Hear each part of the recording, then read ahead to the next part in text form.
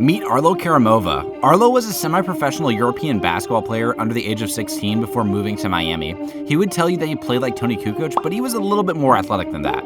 He was a top 5 high school recruit at forward before he developed a nerve condition in his hand. He was right-hand dominant originally and lost all feeling in that arm after a hard fall in a game. So the doctors had to operate on it, and they told him that he would most likely never regain full function of his hand. He disagreed, but he also couldn't continue to play basketball with one hand at an elite level, so he moved on to other sports. There weren't a lot of other things that he could do with just one hand.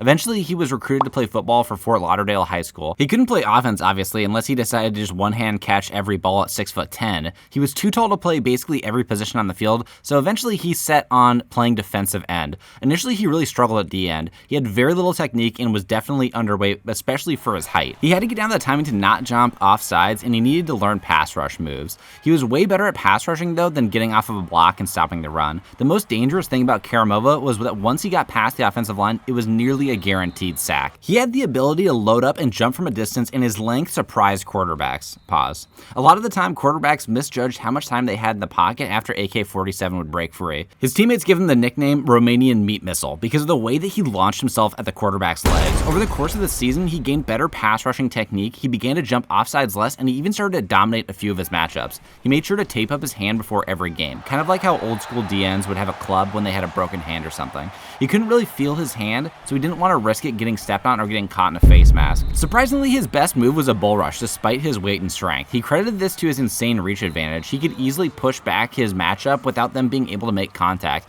He put a few tackles on their Some of these guys were going to play college football, but he didn't really think he would have that opportunity. Until he started to get scouts showing up to see him at Fort Lauderdale games. He had a scout from USC show up to his first game in the playoffs, and he never expected that level of recognition at a high level. He had a few scouts from colleges like Iowa, Boise State, and Nevada that came to games. Arlo wasn't sure about leaving the East Coast since a lot of his family lived in Romania still. Most of his family didn't care about American football. They understood that he couldn't play basketball anymore, but they wanted him to be a 6'10" goalie. Not exactly the best option when someone has only one usable hand. But anyways, they were supportive even though they didn't know about the sport. But what happened next even surprised Arlo. Ed Too Tall Jones, the tallest ever defensive end in NFL history, flew out to Florida to practice with him after he garnered national media attention for his height. Karimova learned some new moves from Jones, and hype started building around the recruit. He got scholarship offers to every major college in Florida except for Miami, for some reason. He even got offers to walk on for Alabama, Ohio State, and Georgia.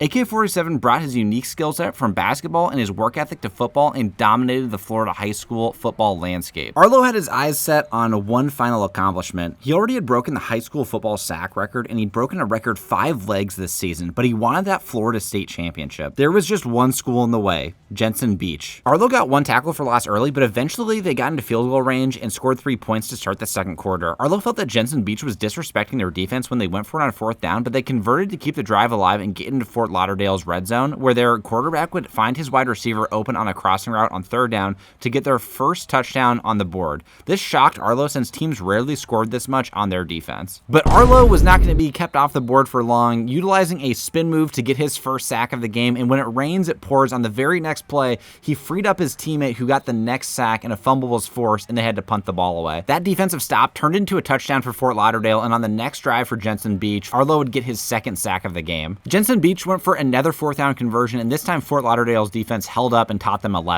On Jensen Beach's next drive, despite Arlo's outstanding individual play, they started to march down the field. AK-47 was doing everything, rushing the passer, stopping the run, and even playing some coverage from time to time. But he was starting to get nervous as his offense had only put 7 points up through 3 quarters, and Jensen Beach was down in the red zone again. Luckily, the defense did hold up enough to force a 3rd and 17 where Jensen Beach would try a halfback screen, which would get shut down eventually, forcing a 4th and 13, where Jensen Beach's offense went for it again, and Arlo missed his signature meat missile launch to sack the quarterback, but luckily his teammates finished off the play. Karimova's offense would come up clutch for him, scoring a touchdown to give him a 4-point lead with a minute remaining, and it turns out after scoring 10 points early in the game, Jensen Beach would get shut out for the rest of the game.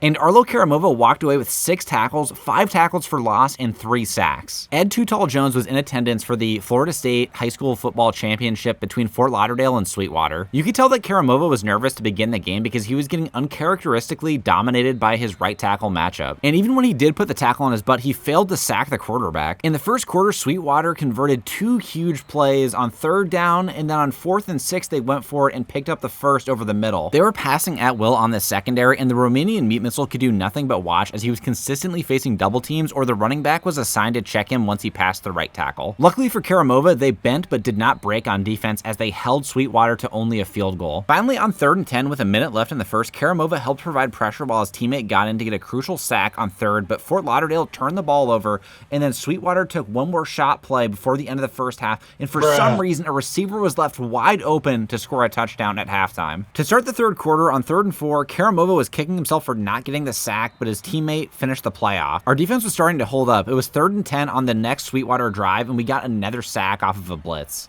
Our offense finally scored a touchdown, but on the next Sweetwater drive, Kevin Ford found his receiver for a crazy catch, picking up 30 yards and nearly getting into the red zone. On 3rd and 8, Karimova got shot blocked, and Kevin Ford had all day to make a pass, but it would be incomplete, and Karimova took out his legs on the play. On the very next play, Karimova got pressure again, and they threw the pass underneath, and it would be a turnover on downs. But pressure rate wasn't enough for Karimova. He wanted to see sacks, and on the next drive after Fort Lauderdale scored a touchdown to take the lead, he stiff-armed the right tackle all the way to Kevin Ford for the sack, forcing 4th and 20, and Sweetwater basically forfeited, doing a halfback draw to end the game, and Fort Lauderdale walked out as Florida State high school football champions. The next question would be, where is this 6'10 sack monster going to play his college football career? Find out in the next episode.